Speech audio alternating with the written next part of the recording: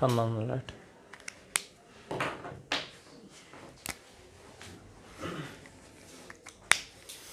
Okay guys, बिस्मिल्लाहिर्रहमानिर्रहीम। आज की क्लास में हम कॉन्टिन्यूअस टेंसेस की ओवरव्यू करते हैं। ठीक है, सो कॉन्टिन्यूअस टेंसेस, लफ्ज़ कॉन्टिन्यूअस का मतलब है जारी। ठीक है, इसको ब्रिटिश इंग्लिश में प्रोग्रेसिव टेंसेस भी कहते हैं। प्रोग्रेसिव टेंसेस, इसका दूसरा नाम क्या है? Progressive. You can also use the word progressive. Progressive का मतलब है, प्रोग्रेसिव मीन्स जारी। सो कॉन्टिन्यूअस मीन्स भी जारी और प्रोग्रेसिव मीन्स जारी। सही है। So past continuous, present continuous and future continuous tense. इसकी यूजेस को बाद में जाते कि यूज के पहले स्ट्रक्चर्स को चलते हैं। ठीक है, सो इसकी स्ट्रक्चर को देख ले। पहला स्ट्रक्चर कौन सा होता है? PS, positive structure. ठीक है, पॉजिटिव स्ट्रक्चर पास्ट कॉन्टिन्यूअस का क्या है? इसमें आप सब्जेक्ट लगाएंगे। सब्जेक्ट जो है he, she, it, I, you, we, they. ठीक है, यानी जो सब्जेक्ट जो डूअर होता है। ठीक है, और कभी कभी ये डूअर भी नहीं होता। ठीक है, जिसका डिस्क्रिप्शन आया हो। ठीक है, मसलन पाकिस्तान इज़ आवर कंट्री, तो यहाँ पर पाकिस्तान सब्जेक्ट है, कोई काम नहीं करता। सही है, सब्जेक्ट का वो लफ्ज़ होता है जिसके बारे में टोटल जुमला आ जाए। सही है, सो देयरफॉर वी से it's a subject. So a subject definition is like this: a word that does or that says or that being discussed in a sentence। ऐसा लफ्ज़ जो किसी जुमले में काम करता है या कुछ कहता है या उसके बारे में सब जुमला आया हो, तो उसको हम कहते हैं सब्जेक्ट। हर सब्जेक्ट जो है वो डूअर ऑफ एक्शन नहीं हो सकता। मसला अगर मैं कहता हूँ आई एम अ स्टूडेंट, तो यहाँ पर आई सब्जेक्ट है लेकिन कोई काम नहीं करता, यहाँ पर सिर्फ स्टेट जाहिर करता है। ठीक है, so will discuss the next classes. Okay, so subject है। ठीक है, यहाँ पर सब्जेक्ट लगाएंगे। इसके बाद ये कॉन्टिन्यूअस और सिंपल टेंसेस में फ़र्क क्या है कि सिंपल टेंसेस का स्ट्रक्चर जो था वो सिंपल था। यहाँ पर हेल्पिंग वर्ब हम लगाते हैं ज़्यादातर। सही है, इसका जो हेल्पिंग वर्ब्स है वो है वाज और वर। ठीक है, यानी पास्ट कॉन्टिन्यूअस, उसके पॉजिटिव स्ट्रक्चर में सब्जेक्ट लगाएंगे, वाज और वर लगाएंगे। ठीक है, इसके बाद हर कॉन्टिन्यूअस टेंस में ING form of the verb आता है, तो यहाँ पर फिर हम क्या लगाएंगे? ING form of the verb. यहां पर मैं लिखता हूं आईएनजी फॉर्म, या इसका शॉर्ट फॉर्म है V4। ठीक है, यानी V4 हम लगाते हैं। ठीक है, फिर इसके बाद क्या आएगा? रॉट्स आएगा, रेस्ट ऑफ द सेंटेंस। यहां पर हम ऑब्जेक्ट क्यों नहीं लगाते रॉट्स? क्योंकि हर जुमला, यानी यहां पर हर लफ्ज जो यहां पर लिखते हैं या अल्फाज हम लिखते हैं, वो जरूरी नहीं कि वो ऑब्जेक्ट हो जाए। वो कम्प्लीमेंट भी आ सकते हैं, वो प्रपोजिशनल फ्रेज भी आ सकते हैं, वो एडवर्बियल क्लॉज भी आ सकते हैं। तो लिहाजा इसलिए यहाँ पर हम लिखते हैं रेस्ट ऑफ द सेंटेंस। ठीक है, ऑब्जेक्ट नहीं लिखते, हर जुमले में ऑब्जेक्ट नहीं होता। सही है, so subject plus was, were plus ING form of the verb plus rest of the sentence. ठीक है, इसको याद कर ले, ये है इसका स्ट्रक्चर। अभी आते हैं प्रेजेंट कॉन्टिन्यूअस की स्ट्रक्चर को। ठीक है, ये जो टेंसेस है, इसमें एक बात नोट कर ले, इसकी पहचान कि ये पास्ट से प्रेजेंट है या फ्यूचर, उसकी हेल्पिंग वर्ब से पता चलता है। बाकी तकरीबन इसकी जितना भी स्ट्रक्चर है वो सेम है। ठीक है, इसकी हेल्पिंग वर्ब से पता चलता है कि भाई ये प्रेजेंट की बात करता है या फ्यूचर की बात करता है या पास्ट की बात करता है। मतलब कि इसकी जो ऑक्सिलरी वर्ब्स यानी हेल्पिंग वर्ब्स हैं, वो उसके इंडिकेटर्स होते हैं कि ये प्रेजेंट कॉन्टिन्यूअस या पास्ट है या फ्यूचर कॉन्टिन्यूअस है। ठीक है, सो सब्जेक्ट आपने लगाया was, were plus ING form plus rest of the sentence. इसके बाद क्या आएगा? Subject plus is, am, are plus V4। V4 का क्या मतलब है? ING form of the verb. ठीक है, plus rest of the sentence. ठीक है, ये लग गया। अभी इन दोनों स्ट्रक्चर को जरा देख ले, कंपेयर कर ले। इसमें भी सब्जेक्ट है, वहां पर भी सब्जेक्ट है, यहां पर भी V4 है, वहां पर भी आईएनजी फॉर्म, यानी यहां पर भी V4 आया है। ठीक है, यहां पर भी रेस्ट ऑफ द सेंटेंस है, वहां पर भी रेस्ट ऑफ द सेंटेंस। लेकिन फर्क किस चीज के? ऑक्सिलरी वर्ब का, यानी हेल्पिंग वर्ब का है। ठीक है, वाज और वर जो है ये पास्ट के बारे में बात करता है। ठीक है, पास्ट स्ट्रक्चर को शो करता है, और यहां पर एज, एम, आर जो है वो प्रेजेंट कॉन्टिन्यूअस स्ट्रक्चर को शो करता है। ठीक है, अभी इसकी ये आपकी हो गई प्रेजेंट कॉन्टिन्यूअस का पॉजिटिव स्ट्रक्चर। अभी आते हैं फ्यूचर कॉन्टिन्यूअस की पॉजिटिव स्ट्रक्चर को। ठीक है, यहां पर आप सब्जेक्ट लगाएंगे, सब्जेक्ट, फिर वेल, फिर बी, फिर अगेन V4 और फिर रेस्ट ऑफ द सेंटेंस।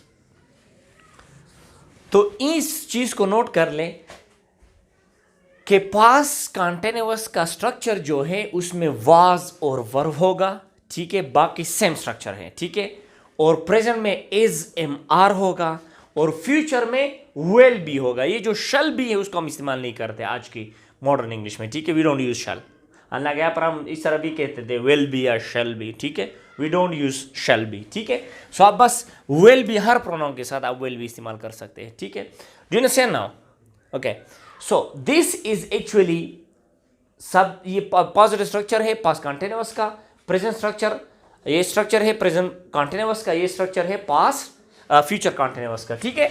सो एक और चीज यहां पर अभी कर रहे हैं, ठीक है, क्योंकि यहां पर हेल्पिंग वर्ब्स जो हैं वो 2 या 3 हैं, तो ये किस तरह इसको इस्तेमाल करते हैं याद रखें।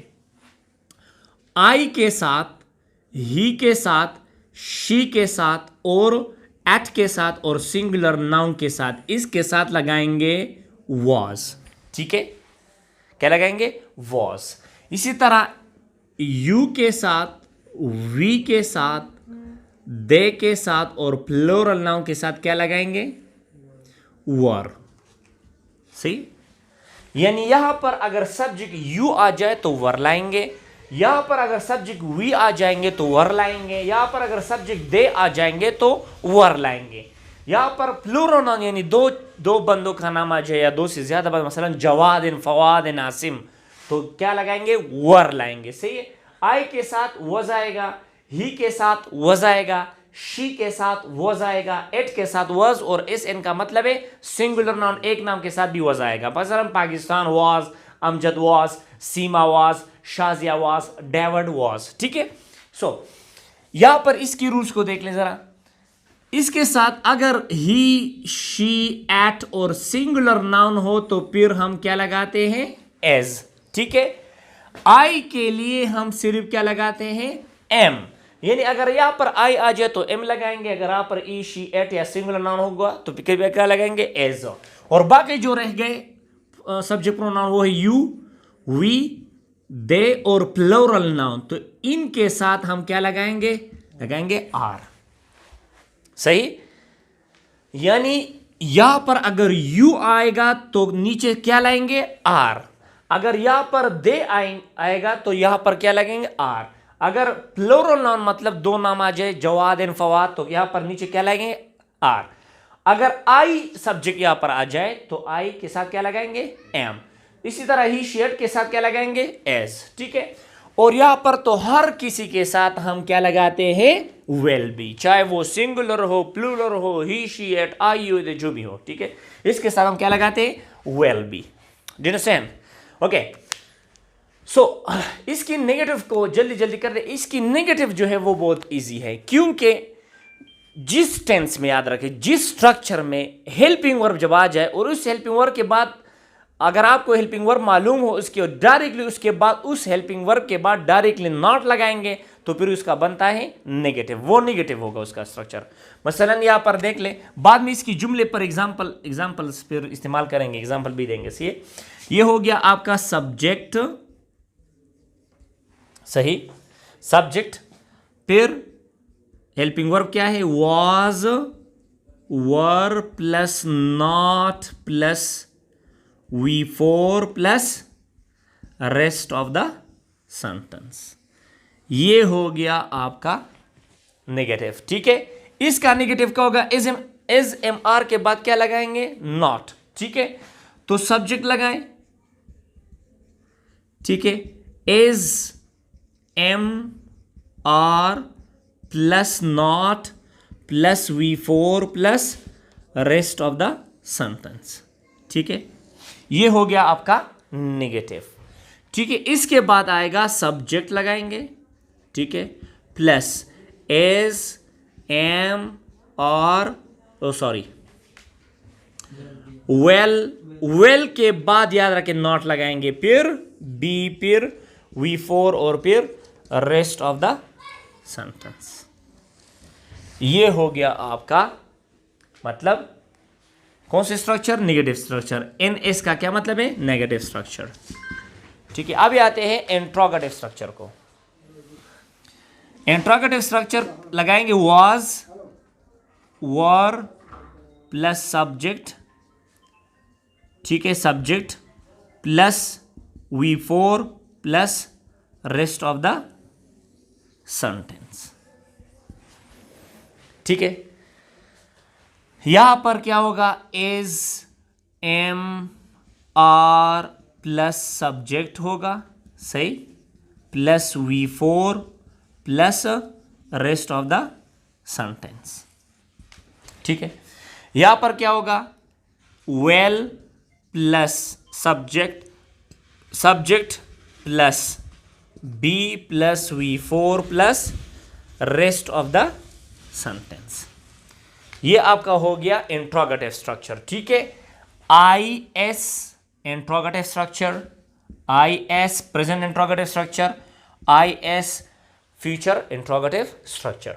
उसका अगर आप इंट्रोनेगेटिव बनाएंगे तो फिर सिर्फ और सिर्फ क्या करोगे, यहां सब्जेक्ट के बाद यहां पर नॉट इंसर्ट करोगे। ठीक है, तो ये बनेगा इंट्रोनेगेटिव स्ट्रक्चर। ठीक है, सो नाउ अभी इसके यूजेस को आते हैं। Now what is actually the use, ये तो हम समझ गए कि भाई इसका नेगेटिव इस तरह बनाएंगे, इसका इंट्रोगेटिव इसी तरह बनाएंगे। ठीक है, अभी आते हैं यूजेस को। याद रखिए, इस लफ्ज से पता चलता है कॉन्टिन्यूअस। कॉन्टिन्यूअस का मतलब है सिंपल, इस बात से आप you can understand from this word, यानी वो काम, जब हम पास कॉन्टिन्यूअस इस्तेमाल करते हैं यानी वो काम जो पास में जारी था उस वक्त, उसके लिए पास कॉन्टिन्यूअस इस्तेमाल करते हैं। वो काम जो अभी जारी यानी प्रेजेंट कॉन्टिन्यूअस को देख ले, प्रेजेंट का मतलब है मौजूदा, यानी वो काम जो अभी जारी हो आपके सामने, during this time, during the speaking we use actually present continuous tense. ठीक है, और फ्यूचर कॉन्टिन्यूअस मतलब फ्यूचर में आप प्रिडिक्ट करते हैं, आप सिर्फ इमेजिन करते हैं कि ये काम जारी होगा, उस वक्त जारी होगा, यानी फ्यूचर में जारी होगा। तो लिहाजा ये फ्यूचर कॉन्टिन्यूअस सेक्शन के लिए इस्तेमाल करते हैं, ये इस्तेमाल करते हैं प्रेजेंट कॉन्टिन्यूअस सेक्शन के लिए, ये इस्तेमाल करते हैं पास्ट कॉन्टिन्यूअस सेक्शन के लिए। यानी ये उस वक्त जो है जारी था वो काम, ये अभी ये काम जारी है और ये फ्यूचर में जारी होगा, यानी फ्यूचर में हम प्रेडिक्ट करते हैं, ना तो हम पास्ट को जा सकते। याद रखें एक और चीज, ये जो यहां पर हम जो चीजें भी करते हैं ये सिर्फ इमेजिन करते हैं, मतलब पास में तो हम नहीं जा सकते, लेकिन पास में कोई जारी काम के बारे में हम क्या करते हैं, बात करते हैं। लेकिन ये जो असल टेंस है वो है रियल टेंस, जो है ये वाला टेंस है, क्योंकि यहां पर जो चीजें भी हो रहे हैं हम उसको देख सकते हैं। So therefore it is called actually a present continuous tense. Present का भी मतलब है मौजूदा, okay, it means it's in the progress the tense, okay. So और future, then we use future continuous for future actually continuous action, make it off.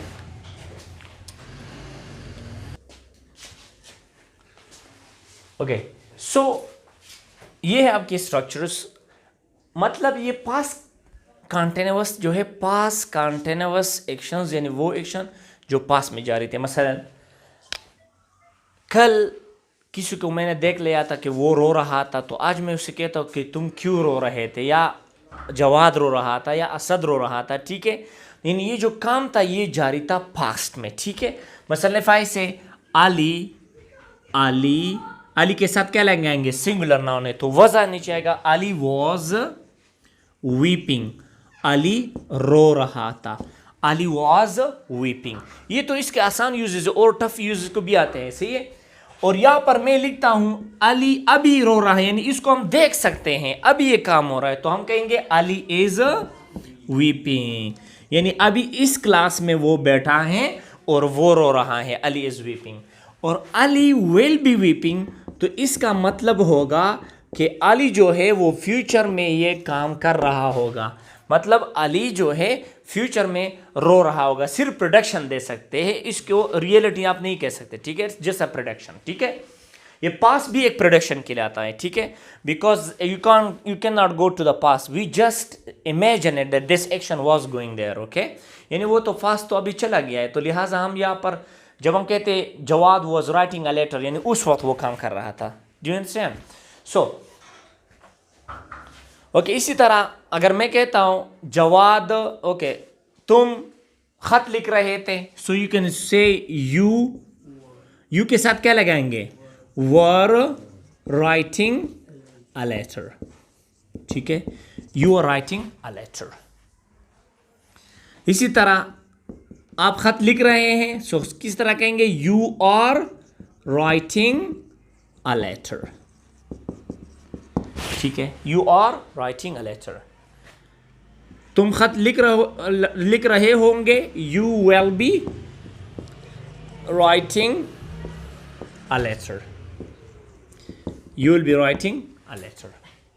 Do you understand? Ali was weeping, Ali is weeping, and Ali will be weeping. You were writing a letter, you are writing a letter, and you will be writing a letter. इसके जो उर्दू है, अगर किसी भी जुमले में रहाता आ जाए, ये आपके लिए आसानी होगी, फिर रहीती आ जाए और रहते आ जाए, तो ये बनेगा आपका, यानी ऐसे जुमले पे आप कन्वर्ट करोगे किस चीज़ में? पास्ट कंटिन्यूअस में। अगर ये हम नहीं करते, आप सिर्फ सिचुएशन को समझ रहे, अदरवाइज इट्स नॉट गुड। लेकिन ट्रांसलेशन में अक्सर आप जब आप किसी न्यूज़पेपर को ट्रांसलेट करते हो तो इसी में ट्रांसलेट करोगे। सी सो रहा हूँ होगा रही हूँ, रहा है, रही है और रहे हैं, ये आपका होगा। इसी तरह रहा होगा, रही होगी, रहे होंगे। सही, ये आपका होगा इसका Urdu. Now look at here, अभी इसके नेगेटिव पे जाते हैं। अगर मैं कहता हूं जवाद नहीं सो रहा था, सो यू से Jawad was not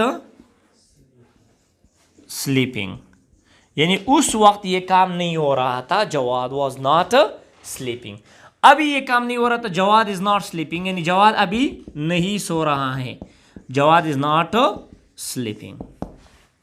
okay, now next one is Jawad will not be sleeping. Jawad will not be sleeping. एक और चीज यहां पर जवाद नहीं सो रहा होगा, जब भी विल नॉट आ जाए तो उसको आप क्या कहेंगे? Won't. Jawad won't be sleeping, इसी तरह आप कह सकते हैं। Now here is interesting thing, ये तो बहुत आसान यूजेस है इसके। अभी दूसरा यूजेस जो हमें याद रखें, ये जो कंटीन्यूअस टेंस है, ये अक्सर उन एक्शंस को लिए हम इस्तेमाल करते हैं जो जारी थे पास में, लेकिन किसी दूसरे काम ने उस पर इंटरफेयर किया, यानी किसी दूसरे काम की वजह से वो मुदाखिलत में आ गए। मसलन वो जो पहला काम है उसके लिए इस्तेमाल करेंगे हम पास्ट कंटीन्यूअस, जो दूसरा काम मुदाखिलत करता है यानी जो इंटरफेरेंस करता है वो एक्शन, उसके लिए इस्तेमाल करते हैं पास्ट सिंपल टेंस को। मसलन जब आप आ गए तो मैं खाना खा रहा था, मतलब वो काम जारी था और आप उसमें आ गए। सही, यानी ये जो आपका आना था इसका इंटरफेरेंस, यानी इसने इंटरफेयर किया किसको? मेरे खाने, या जब मैं वो एक्शन कर रहा था, खाने का एक्शन कर रहा था, उसमें ये इंटरफेयर मतलब इसने कर लिया, तो लिहाजा इस तरह एक्शंस के लिए हम इस्तेमाल कर। मसलन when Jawad came I was eating the meal. Drive the children please also. When I came Jawad was eating the meal. ठीक है, इसी तरह नेक्स्ट वन इज, ये भी इंटरफेरेंस के लिए इस्तेमाल करते हैं, यानी फ्यूचर में जो काम जारी रहा होगा, लेकिन यानी ऐसे कामों के लिए इस्तेमाल करते हैं जो जारी होंगे फ्यूचर में, और कोई दूसरा काम जो है उसके साथ इंटरफेयर कर ले, उसको इंटरफेयर कर ले।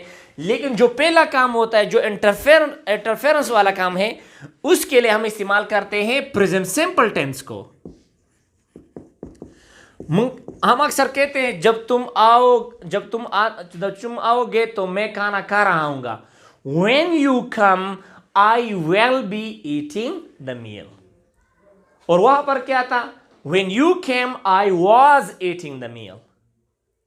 ठीक है, सो इन चीजों को आप जरा नोट कर ले। ठीक है,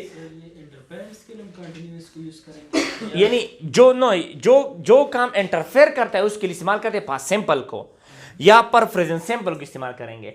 जो काम जारी था फ्यूचर में उसके लिए इस्तेमाल करते फ्यूचर कंटीन्यूअस को, जो जारी था पास्ट में उसके लिए इस्तेमाल करते पास्ट कंटीन्यूअस को। इंटरफेरेंस वाला जो काम है उसके लिए इस्तेमाल करते पास्ट सिंपल पास्ट में, और फ्यूचर में उसके लिए इस्तेमाल करते प्रेजेंट सिंपल को। इसको याद रखें। मसलन यहां पर देख ले, मैं खत लिख रहा था जब बिजली चली गई, या जब बिजली चली गई मैं खत लिख रहा था। तो ये जो बिजली का काम है ये इसने इंटरफेयर किया उस जारी काम के लिए, तो बिजली के काम के लिए हम क्या इस्तेमाल करेंगे? बिजली जाने के लिए हम क्या इस्तेमाल करेंगे? पास्ट सिंपल टेंस को। Do you understand?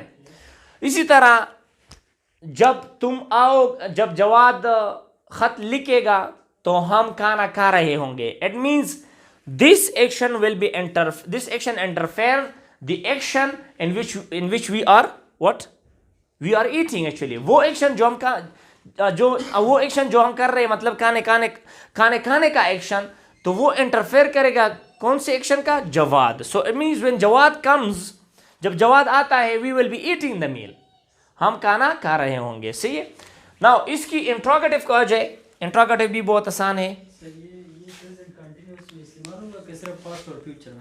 प्रेजेंट में नहीं इस्तेमाल करते हैं, सिर्फ इंटरफेरेंस वाले जो है याद रखिए इसको और इसको और भी इस्तेमाल को आते हैं, लेकिन पहले थोड़े स्ट्रक्चर्स के में आते हैं वापस. Okay, now look at it.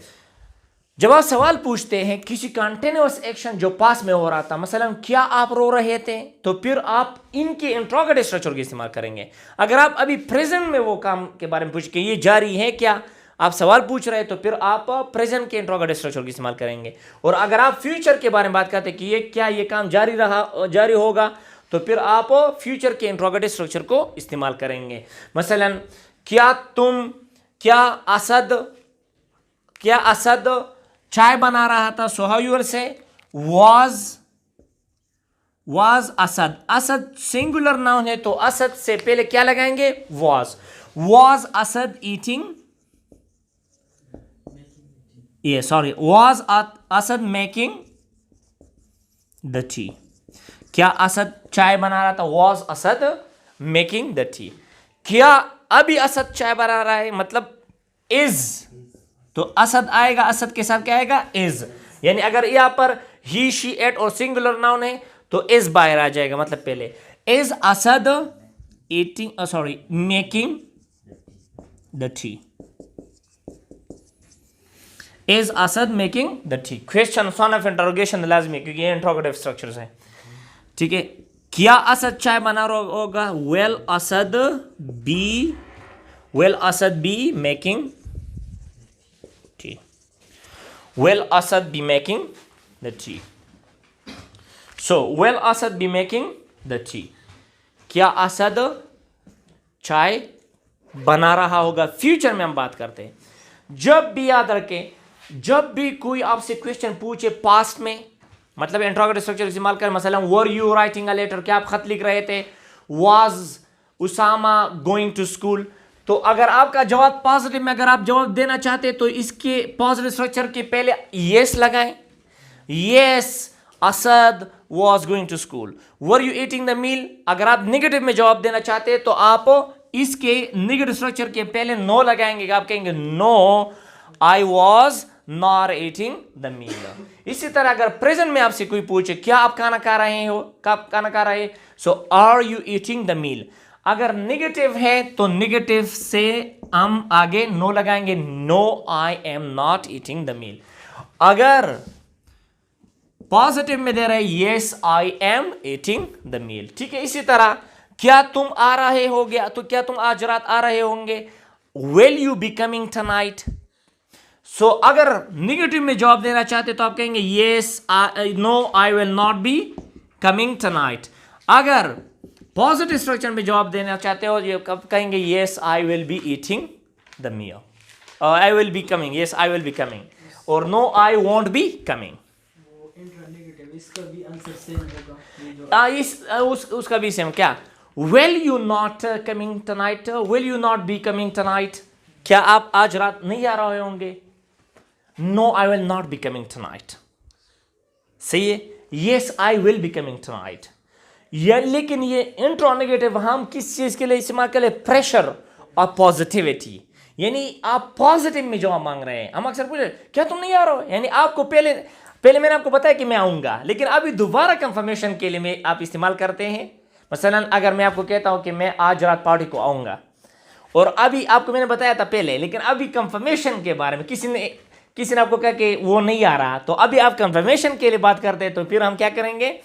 इंट्रोनेगेटिव इस्तेमाल करते हैं. Because it shows a bit what we say astonishes, क्योंकि यहाँ पर हैरानी होती है थोड़ी, क्या आपने तो पहले मुझे बताया था, अभी क्या नहीं आ रहा है आप. So therefore we use actually such kind of interrogative structures. ठीक है.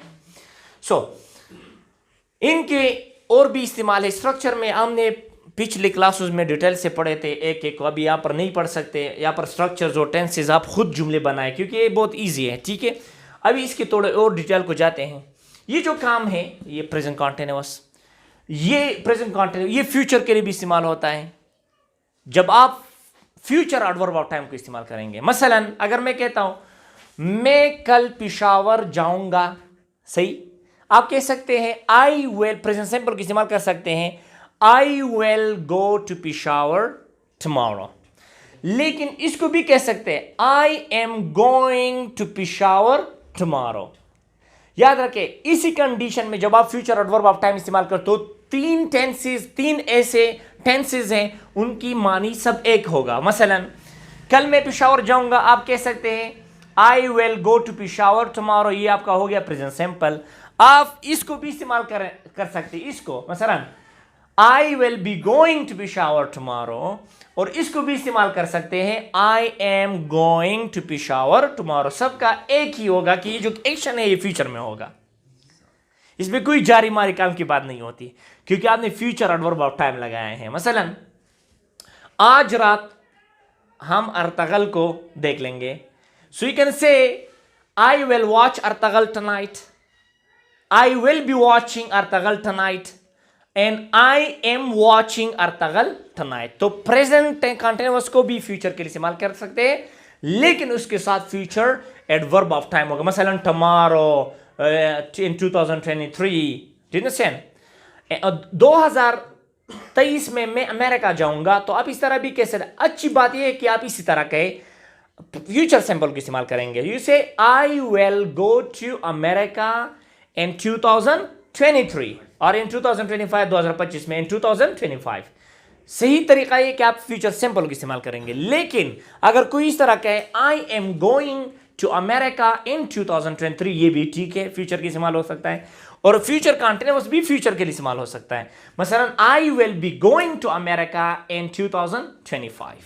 तो इस कंडीशन में मतलब एक ही होगा कि जो एक्शन है ये फ्यूचर में होगा, जारी की कोई बात यहां पर नहीं होती। मसलन अगर मैं कहता हूं ऑन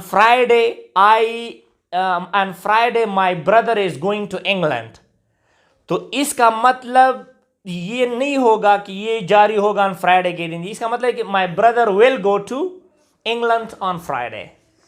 इसका सिंपल मतलब होगा फ्यूचर। अंडरस्टैंड? दूसरी बात, हम यहां पर क्या कर रहे हैं, यहां पर हम टेम्पररी एक्शंस को जाहिर कर, टेम्पररी एक्शंस जो टेम्पररी जारी हो।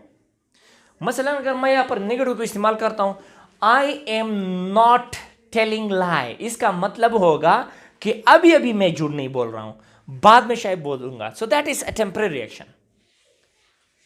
Do you understand? It is not raining here now but sometime, या but every day it rains here. तो वहां पर हमने क्या इस्तेमाल किया, प्रेजेंट सिंपल को इस्तेमाल किया। प्रेजेंट सिंपल का मतलब कि यहां पर अक्सर बारिश होती है, तो आप इस्तेमाल करेंगे it often rains here but it's not raining. इसका मतलब है कि अभी ये काम नहीं हो रहा, यानी टेम्पररी वक्त के लिए, ये जो मौजूदा वक्त यहां पर ये काम नहीं होता। Do you understand? So it's very easy. Now here is you can also use it for, ऐसे एक्शन के लिए भी हम प्रेजेंट कंटिन्यूअस को इस्तेमाल करते हैं जो अभी जारी ना हो लेकिन जारी होते हैं वो एक्शंस। मसलन किस तरह, इसको मैंने किताब दिया हिस्ट्री ऑफ द वर्ल्ड, ठीक है। अभी इसको मैंने कहा आज, अभी इस क्लास में मैंने कहा, अभी तो इस क्लास में वो नहीं पढ़ रहा, तो मैं इसको कहता गिव मी माय बुक, ये कहेगा sorry sir I am reading that. ये एक लॉन्ग टर्म कंटिन्यूअस सेक्शन को बता, मतलब कि ये जारी है, पिछले पास में भी जारी था और अभी आर्जी तौर पर तो अभी जारी नहीं लेकिन जारी है। अगर मैं कहता हूं ये मुझे कहेगा sorry sir I am reading that, तो अभी तो वो नहीं पढ़ता। नाउ नेक्स्ट वन, अगर आप बाहर है, ठीक है, और आपको कोई कहता है कि बाहर एकेडमी में क्या करते हैं, तो आप कहेंगे आई एम लर्निंग इंग्लिश। तो उस वक्त तो आप नहीं पढ़ रहे हैं, लेकिन आप इस एक कंटिन्यूअस एक्शन की बात आप करते हैं, लेकिन टेम्पररी वो एक्शन शायद नहीं हो रहा होगा, यानी टेम्पररी वो बंद होगा लेकिन वो जारी है। मसलन अगर मैं कहता हूं स्टूडेंट्स, यहां पर एक बच्चा आता है क्लास में बैठता है, ठीक है, और वो इंग्लिश लैंग्वेज को सीखता है, ठीक है, और बाहर से कोई पूछता है या घर में कोई पूछता है कि आप क्या करते हो, सही है, एकेडमी में क्या करते हो, what do you do in the academy, और ये बच्चा इस तरह कहे I am learning English in the academy, तो इसका क्या मतलब होगा, इसका वही मतलब होगा फ्यूचर का, सॉरी प्रेजेंट सिंपल का, कि जो काम है ये तो अभी नहीं हो रहा है लेकिन जारी है, मुसलसल जारी है। Do you understand? अगर मैं कहता हूं guys nowadays I am learning e commerce course या I am taking e commerce course, तो अभी तो मैं नहीं, लेकिन मैं कर रहा हूं वो। अगर मैं आपको कहता हूं कि आप क्या कर रहे हो घर में, तो आप कहेंगे आप क्या करते हो रात को, तो आप कहेंगे sir I am reading current affairs at night time. तो इसका मतलब तो ये नहीं कि अभी आप कर रहे हैं, लेकिन आप वो काम जारी है मुसलसल, लेकिन अर्जी तौर पर, या वो अर्जी तौर पर अभी जो है वो स्टॉप्ड है। Do you understand?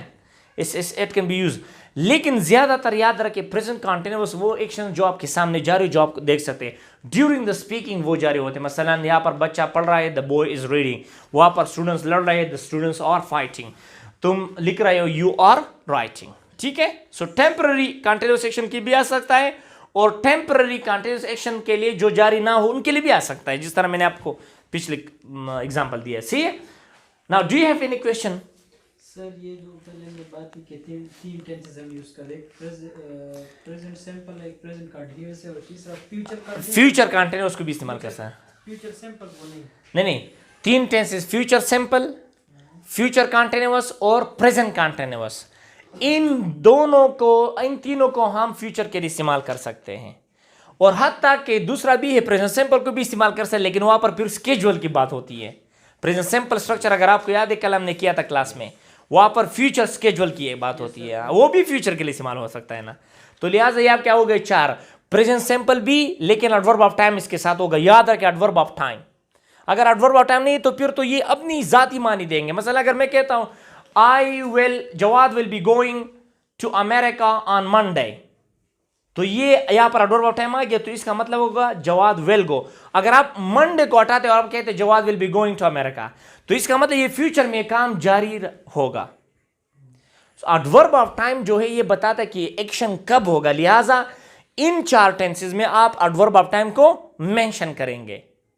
लेकिन फ्यूचर सिंपल टेंस में अगर आप मेंशन कर दिया नहीं, क्योंकि वो तो वैसे ही फ्यूचर में काम होगा फ्यूचर सिंपल में, लेकिन ये दो तीन है, future continuous, future present simple और प्रेजेंट कंटीन्यूअस, इनमें एडवर्ब ऑफ टाइम यानी फ्यूचर एडवर्ब ऑफ टाइम को मेंशन करना लाजमी होगा, वरना फिर ये अपनी जाती मानी देंगे, जो उनकी एक्चुअल मानी होते हैं वो देंगे। मसलन अगर मैं इस तरह कहता हूं आज रात में कुरान मजीद की तिलावत करूंगा, तो आप कहेंगे I am reciting the Holi Quran, और यहां पर टुनाइट नहीं कहते, तो फिर इसका क्या मतलब कि अभी आप ये काम कर रहे होंगे, ये अभी आप ये काम कर रहे हो। Do you understand?